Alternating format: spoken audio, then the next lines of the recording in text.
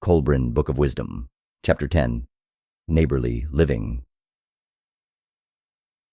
When a man holds views directly at variance with those of his neighbors, they are incompatible with harmonious living. He then has to decide whether the right views are held by himself or by his neighbors, and if by his neighbors, he must adjust his own.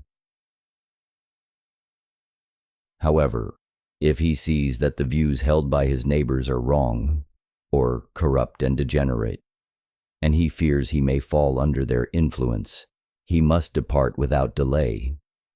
He must go to another place where the conduct and outlook of his neighbors will be more congenial and compatible with his. It does not matter how far he has to travel. Where there is no one ready to take command in an emergency, or no one prepared to concern himself with the welfare of the neighborhood, then strive to be a man worthy of the purpose. Do this, even if it means having to neglect some study of the sacred books. For the man who serves his neighborhood well serves the cause of good.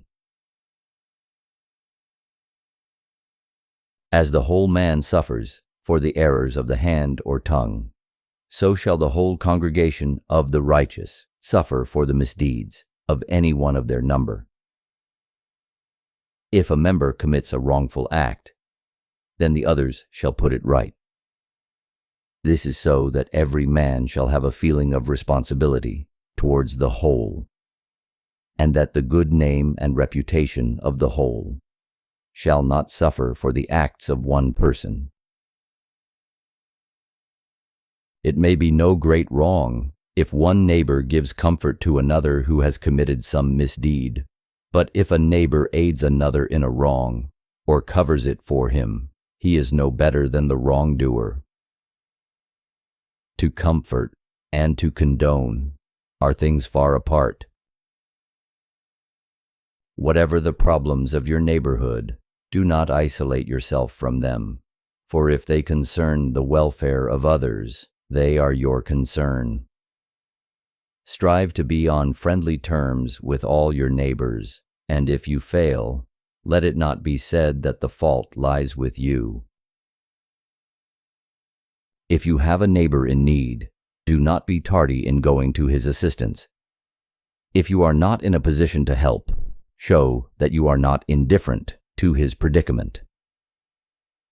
If a neighbor falls into ill favor with the law of the land, do not set yourself up to judge him. If you cannot say anything in his favor, then hold your peace. The laws of the land and of your neighborhood should be framed towards the maintenance of peace and security.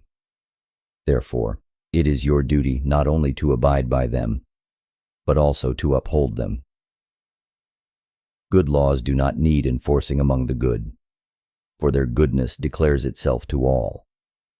But oppressive laws chafe upon the neck like a yoke. The goat does not attack the lion, and sometimes bad laws have to be endured with patience for the sake of neighborly peace. Yet if the entrance to its hole is threatened, a mouse will not hesitate to attack an elephant.